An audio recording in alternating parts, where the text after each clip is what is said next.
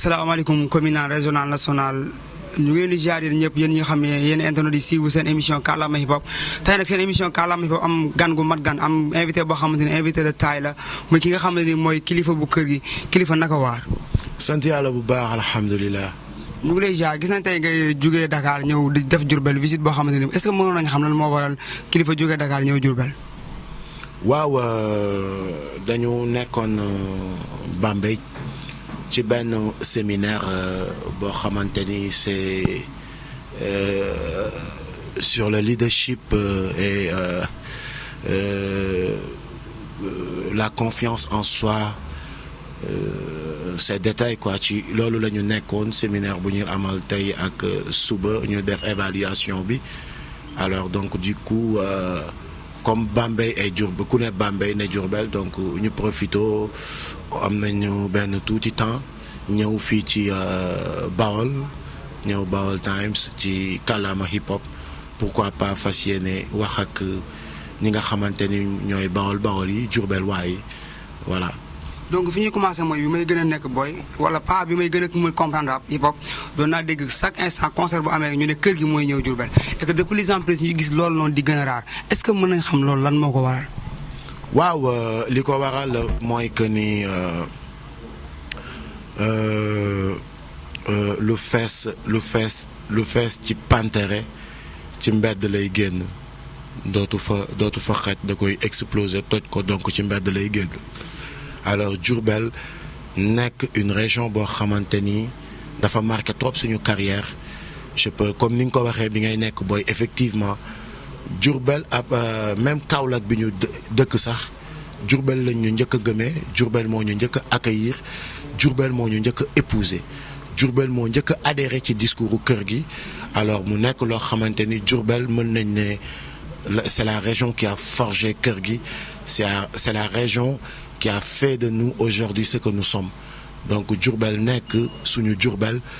nekk dëkk boo xamante ni duñ ko fàtte dafa bokk ci ñun donc li waral rareté boobu mooy li ko lenn kese la mooy que ni les années beaucoup d'années ont passé le groupe a évolué maintenant même le format bi nga xamante ni moom la ñuy jouer dafa changé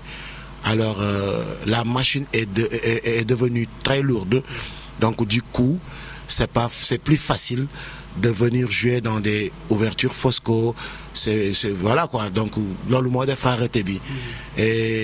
Mais heureusement, nous avons des frères ici qui l'assurent, di ko assurer bu baax a baax et on les encourage. Kër gi béy na waaram bu baax a baax Diourbel et on a vu que ni loolu naxsaayul parce que après je me rappelle maa ngi ak benn freestyle jaamaan bu muy def acoustique. muy wax comme ni nga wax bi may fàttaliku bi ngeen di ñëw Diourbel may daw di yéeg ci kaw garab bi pour di leen seetaan tu vois tey jii jaamaan bokk ci les chanteurs incontournables hip-hop de ce pays. alors donc mu nga xam ni kii nii par exemple yaa daan ñëw sax këram jàpp ci loxoom je me rappelle yaayam may ma ko ba nii ne ma kii daal sa rakk la sa lépp la. alors donc boo demee ci bras aussi. Papam père de la nation loolu la ñuy wax tamit ci express groupe bi nga xamante ni mooy groupe Faaru Diourbel di génn di représenter Bawol di def lu nice ci Sénégal ak ci àdduna bi alors donc c'est une fierté grande fierté et voilà di wax ni que ni kër gi ñëw bi mu doon ñëw Diourbel nax saayul. ok bu ñu mënee ci musicalement ñu gis ne kër gi monument la ci hip hop Galsen mais en parlant de ça gis nañ Jaw Këcëb ñëw ak cover bi mu def dëpp complètement morceau bi envers vous loolu nan ngeen ko càmbare. non sérieusement de interview yi ñu def yëpp benn commentaire bi ñu ci am mooy il est libre quoi il est libre de dire ce qu'il veut ou de faire ou voilà quoi il est libre franchement. ñu retourné waat ci côté musical ñu gis ne kër gi monument la comme ni ma ko waxee woon léegi nii kër gi lan la def ci hip hop Galsen en dehors que mu nekk artiste nekk activiste lan lay contribuer ci hip hop Galsen pour seen jeunes frères yi nga xam ne ñu ngi nekk ci move bi. waaw mais li ñuy contribuer ci hip hop bi bëri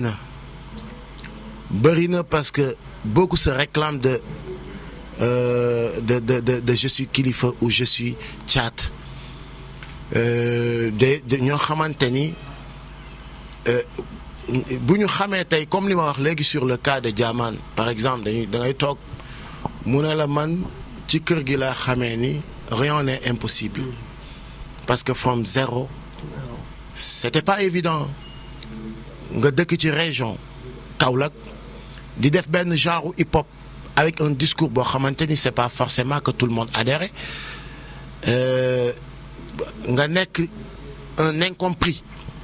indi loo xamante ni je peux dire que ni du ma wax sax lu bees mais lu société bi comprendre gul alors nga nekk ci gëm ko di ko jëmbal ba xëy bés ñëpp adhéré presque ou la majorité adhéré comprendre yow li ngay wax ak di ko def ak di ko teewal alors ngay gis ni ñaa ngi la ciy roy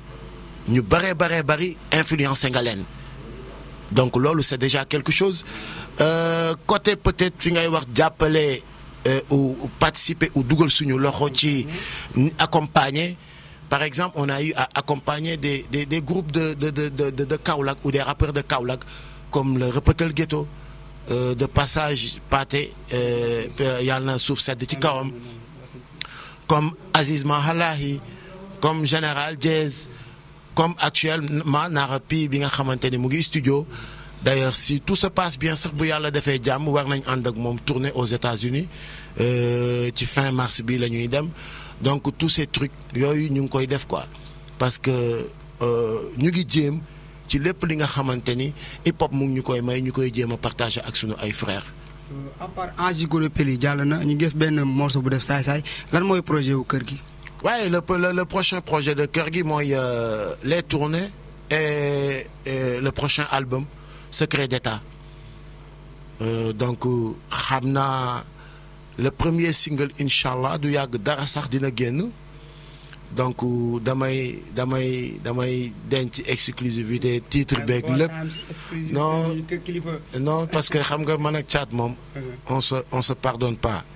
alors comme ñu ngi nekk di discuter déjà rek ci le titre déggooguñu ci donc je veux pas wax may influencer xam naa bu ma waxee mu dégg ko rek dina ne kon nañ ko tuddee loolu et je veux pas ça quoi comme kër gi moom c'est un combat d'idées boo ñu fekkee studio da ngay xam ni lii du ay fo du ñu mayante dara. waaw seetaan naa leen studio benn jour répétition bi ñuy waajal seen concert bi à Dakar maa noonu ak Lamine Ndaw ñëw fa. donc c'était gis nañ ni ngeen doon tàkkinte seen biir entre donc ni job bi amul yéen ñaar ku ci may sa morom lu sedd donc mais bu Baol Times amoon exclusivité bi à travers Kàllaama hip hop dinañu neex mais comme mënuñu ko am aussi dañuy jàll si beneen question mooy naka nga gisee hip hop en général. parce que bu ñu waxee dañu benn échelon la boo xam am na ñu nekk ci kaw am na ñu nekk ci suuf mais am na ñu nekk ci suuf a suuf. bon am na ñu nekk ci kaw am na ñu nekk ci suuf am na ñu nekk ci suuf a suuf pourquoi ñetti classe yooyu je suis pas d'accord je ne suis pas du tout d'accord quoi hip hop génération la par génération il y a eu la génération de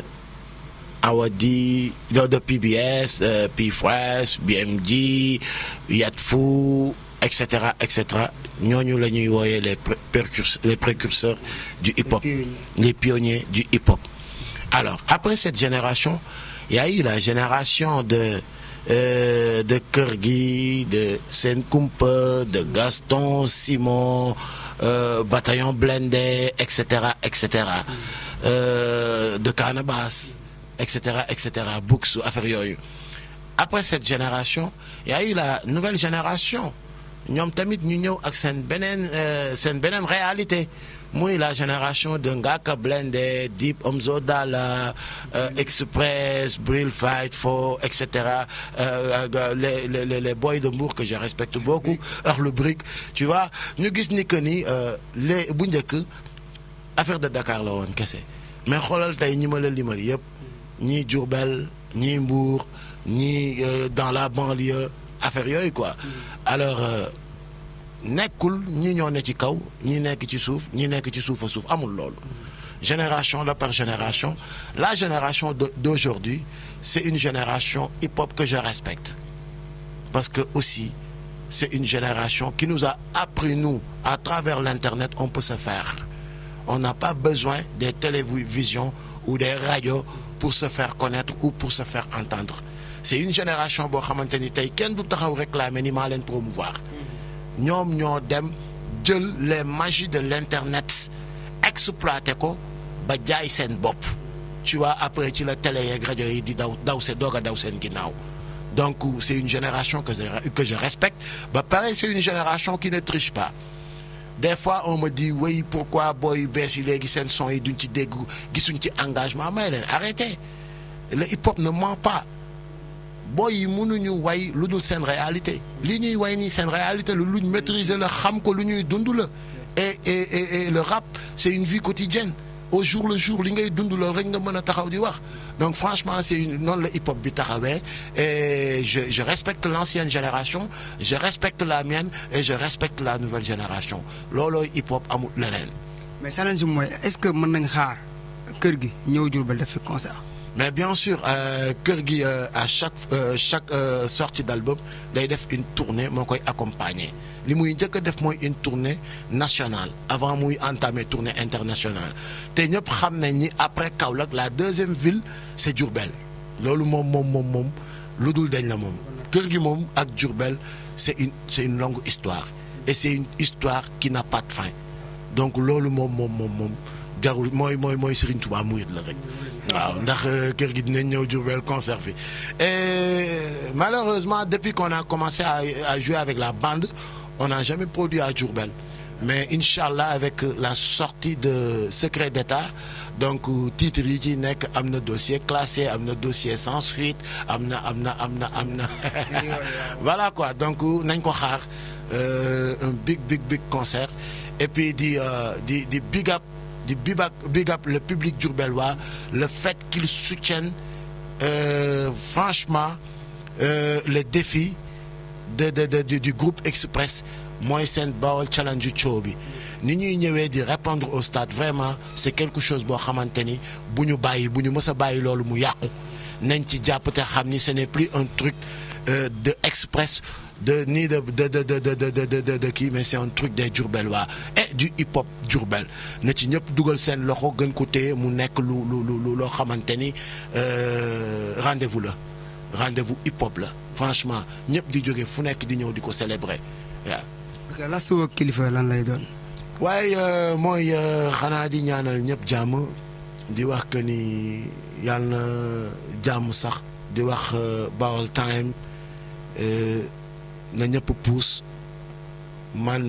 li ma gëm mooy que ni c'est une télévision et c'est la première télévision culture urbaine alors na ci waa Diourbel yëpp puus bañ ko def affaire u Mor Sène avec son équipe mais def ko affaire u Diourbel dañu toll ci jamono joo xamante ni ku ci nekk li nga yor lool ngay jaay jeunes yi mu ngi fépp ci dëkk yi na gaa yi bàyyi di màngaan yi foog ni dara newul ci dëkk yi luñ deful ci dëkk yi du fi ne lu ñu deful ci Dakar la fa ne nit ña fa ne di fa dund ñoo ko fa def Diourbel li fiy nekk waa Diourbel ñoo koy def Kaolack la fay nekk waa Kaolack ñoo koy def kon na ñëpp ñëw jàpp ci góor ku nekk ak bu nekkee ci initiative bu nice ñëpp dugal ci loxo jàppale ko ci tooj ko ci encouragé ko ci mu jóg ca kanam Sénégal jëm kanam. Merci beaucoup. C'était votre émission Kàllaama Hip Hop présentée par Kaagu Boy bu gàtt bi aka c'est Sanaay Ibrahim aka lu la neex ca gi seen émission Kàllaama Hip Hop la woon ñu am kilifa kër gi émission bi nag mu ngi nii Kàllaama Hip Hop la ku bëgg a participer ci émission bi da ngay def 76 351 53 53 pour ñu inviter la bawuñu kenn Diourbel moo ko tax a jóg mais bu ñu amee monument bu mel ni kër gi tam n'empêche que dañ koy jël pour déglu ay xalaatam parce que lépp lu fi wax rek mën na jàngal hip hopeurs yi nga xam ne ñu ngi nekk wala mën nañ jox ay leçons de morale ba nga xam ne nañ gën a xam fi ñuy teg seen tànk dégg ngeen li mu tëjee mooy dëkk bu nekk la fa nekk ña fa dëkk ñoo ko fi def kon gaaw leen defar seen dëkk balaa wees respect for yéen. man la kilifa kër gi ay Kalashnikov ay bandi bu ñuul kuk xamee nga bi bad boy maa ngi ñëw fii di clamer injustice ci kàllaama hip hop